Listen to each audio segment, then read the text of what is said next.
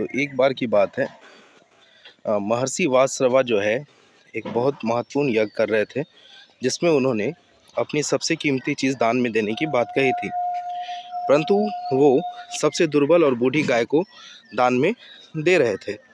इसे देखकर उनका पुत्र नचिकेता, जो काफ़ी योग्य था, उन्होंने बार बार उनसे पूछना शुरू कर दिया, पिताजी आप ये क्या कर रहे हैं?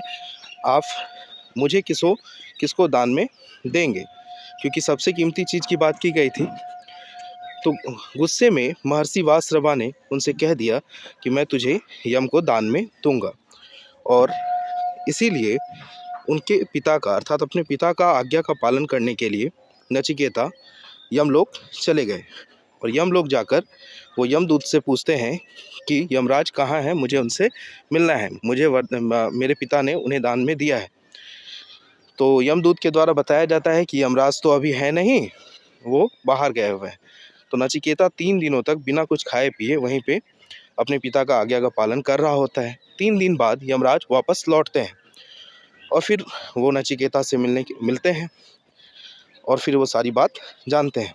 इससे प्रसन्न होकर यमराज ने उन्हें 3 वरदान मांगने को कहा। तो इस पे नचिकेता ने पहला वरदान मांगा कि उनके पिता का क्रोध शांत हो जाए, जो आसानी से वो मान लिया गया। दूसरा वरदान मांगा कि मुझे इस यज्ञ का, ये जो अग्नि यज्ञ है, इसके महत्व को समझाया जाए।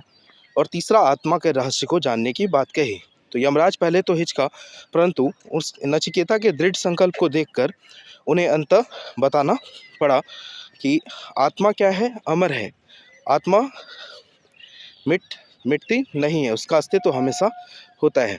तो इस पूरे कहानी से हमें यह सीख मिलती है कि आप जब दृढ़ निश्चय होकर कोई भी संकल्प पूरा करने के लिए अपनी पूरी श्रद्धा और लगन से लग जाते हैं, तो उसे आप पा सकते हैं, चाहे वो यम को ही पाना क्यों ना हो।